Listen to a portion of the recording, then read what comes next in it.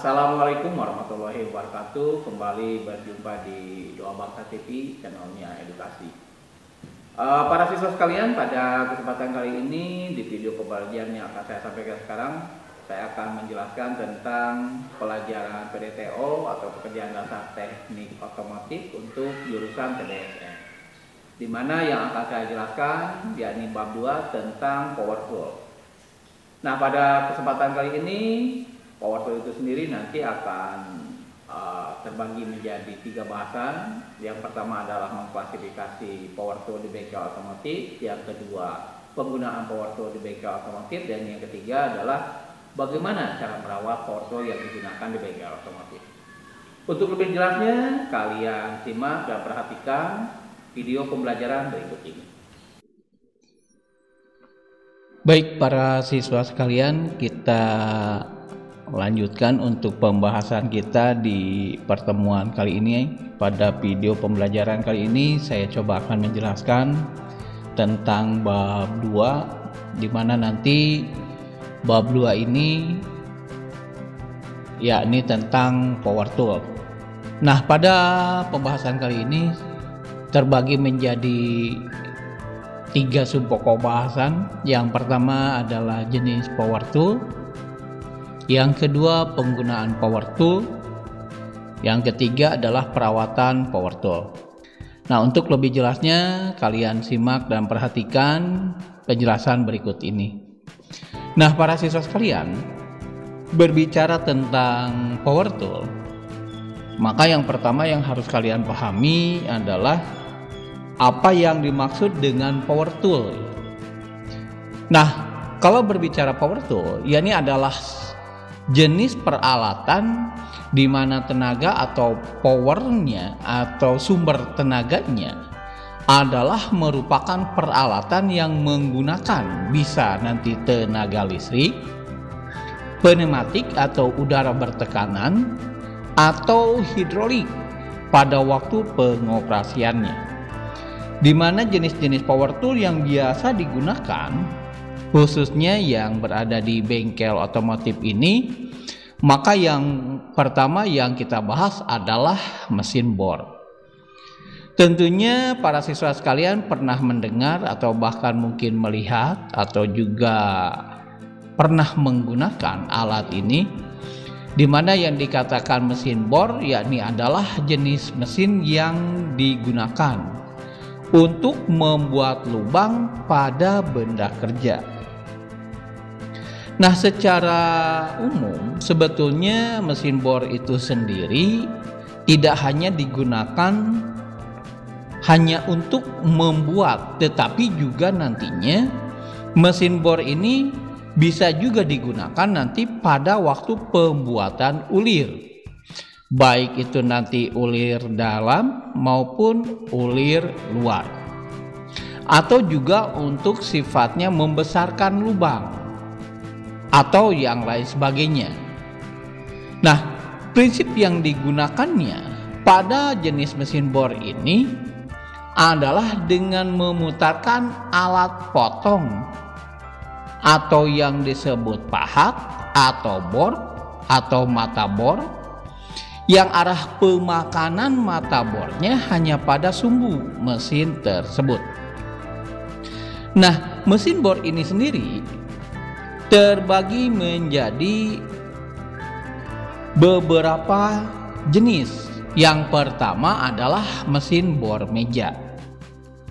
Nah, berbicara mesin bor meja, kalau kalian lihat bahwa pada gambar dilihat ini adalah jenis mesin bor meja, di mana nanti jenis mesin bor meja ini adalah jenis bor atau mesin bor yang punya dudukan meja dan bagian yang lainnya dalam satu kelengkapan utuh, di mana bagian-bagian yang untuk mesin bor itu sendiri, yang pertama ada yang dikatakan base atau dudukan, ya.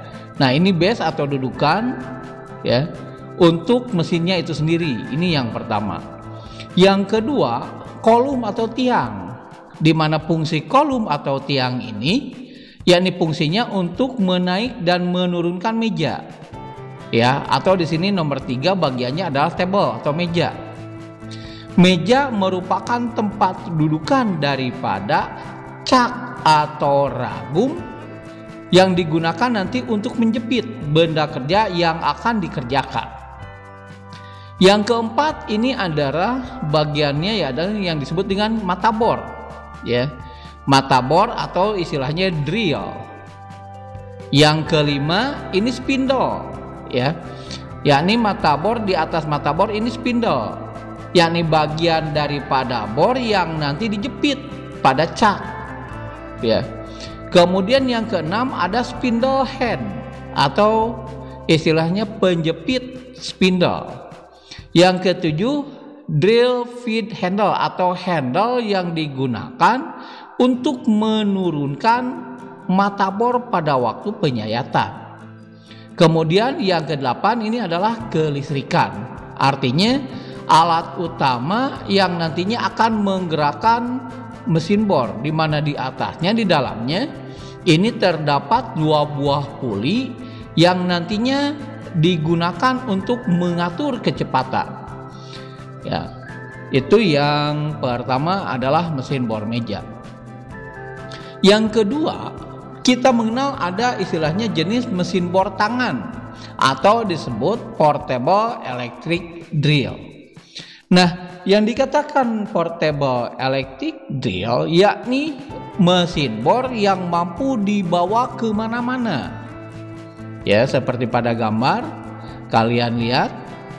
Nah, jenis mesin bor ini hampir sama atau bentuknya seperti pistol yang dapat dibawa kemana-mana sesuai dengan tempat pengerjaan benda kerja. Beda nanti dengan mesin bor meja. Kalau mesin bor meja, benda kerjanya nanti yang mendatangi mesin. Sementara kalau mesin bor tangan atau portable electric drill ini justru nanti mesinnya yang nanti mendekati daripada benda kerja. Nah, penggunaan jenis mesin bor ini yakni untuk membuat lubang pada plat logam, kayu maupun tembok, serta bisa juga nanti digunakan untuk mengencangkan dan melepas baut karena dilengkapi dengan 2 arah putaran ke kiri maupun ke kanan. Nah, para siswa sekalian, kita lihat bagian-bagian utama daripada mesin bor tangan ini. Pertama, ini ada slot penyimpanan cak key atau kunci cak, ya. Yang ada seperti bintang, lubang bintang ini adalah slot tempat penyimpanan cak key atau kunci cak. Yang kedua, pelindung kabel listrik. Ini yang terbuat dari karet. Kemudian ada piston grip handle atau gagang atau pegangan, ya. Kemudian ada trigger switch atau tombol pemicu. Ini untuk menghidupkan dan mematikan daripada arus listrik yang masuk ke mesin bor. Kemudian ada tombol pengatur kecepatan putaran, ya, dari mulai kecepatan rendah sampai kecepatan tinggi. Berikutnya ada tombol pengatur arah putaran. Ini bisa putarannya dirubah ke kiri ataupun ke kanan. Kemudian ada pengunci tombol atau trigger. Jadi nanti setelah tombol dinyalakan supaya tidak dipegang terus, maka nanti bisa dikunci dengan trigger lock, ya, pengunci daripada penghidupan, ya, atau penyalaan daripada mesin bor. Kemudian nanti ada gagang pegangan tambahan, ya, biasanya ini untuk lebih menstabilkan dalam rangka nanti pelaksanaan pengeboran atau auxiliary handle, ya. Jadi gagangnya nanti dipegang, ini yang kiri, ini yang kanan. Berikutnya nanti ada tombol pengatur fungsi drill atau impact, ya. Kemudian ada cengkam cak. Nah, ini yang maksud untuk mencekam atau mengunci atau menjepit daripada handle, ya, daripada mata bor. Ini adalah mata bor. Kemudian ini adalah tongkat pengatur kedalaman pengeboran. Jadi dalamnya pengeboran yang akan kita lakukan ini nanti bisa menggunakan tongkat ini yang nanti digunakan untuk difungsikan untuk mengetahui seberapa dalam, ya, daripada pengeboran yang sudah dilakukan. Berikutnya, nakes sekalian, yang kita bahas ini adalah Apa itu mata bor? Nah, berbicara daripada mata bor, tadi sudah dikatakan bahwa mata bor ini menjadi satu bagian terpenting dari mesin bor. Karena kalau mesinnya ada, kalau bornya, mata bornya tidak ada, tentunya mesin itu sendiri tidak bisa digunakan. Nah, mata bor atau sering disebut dengan drill bit adalah alat yang digunakan pada mesin bor untuk membuat lubang pada benda kerja. Di mana jenis-jenis mata bor ini akan kita lihat seperti berikut. Dimulai daripada jenis bor HSS, ya. Ini adalah jenis mata bor yang biasanya digunakan untuk pengeboran awal, menjadi dudukan yang nanti digunakan untuk menguji mata bor supaya tidak terpleset atau berbeda arah. Kemudian jenis-jenisnya dari mulai yang paling lunak sampai dengan yang paling keras. Nah, seperti yang tadi disampaikan bahwa ini adalah jenis mata bor yang HSS atau High Speed Steel, baja kecepatan tinggi. Kemudian ada juga nanti baja kecepatan tinggi ini yang dilapis lagi dicampur dengan titanium nitride bit, ya, atau yang lebih keras dibanding HSS. Kemudian ya ada yang tahan panas, HSS cobalt bit, ya. Kemudian brand point atau spur bit, ya, yang nanti bisa digunakan untuk memperbesar. Kemudian ada sprit bit, bentuknya yang berbeda, ya. Kemudian Eiger bit, ya, dilihat matanya ini alurnya lebih besar lagi dibanding alur yang pertama. Kemudian yang terakhir nanti ada 3 jenis, yang masonry bit, kemudian multi purpose bit, serta spear point bit, ya. Itu adalah jenis-jenis yang biasa digunakan menjadi mata bor atau drill bit. Nah, bagian utama daripada mata bor itu sendiri kita lihat seperti ini, para siswa sekalian. Ini adalah part of drill bit atau bagian-bagian daripada mata bor. Di sini nanti ada float. Float ini adalah alur yang fungsinya nanti untuk mengeluarkan tata atau hasil pengeboran yang dihasilkan dari mata penyayat, ya, atau istilahnya disebut dengan cutting edge, ya. Ini yang bersudut 60 derajat. Ini adalah cutting edge-nya, ya, mata penyayatnya. Kemudian ini adalah relief area atau sudut bebas daripada mata sayat, ya, sehingga tidak menggesek semuanya tetapi hanya pada cutting edge-nya. Kemudian yang dikatakan nanti length atau misalkan lengan, ini adalah ukurannya dari ujung ini sampai dengan batasan atau neck, leher daripada mata bor. Kemudian ini bentuknya taper seng atau sifatnya tirus, ya.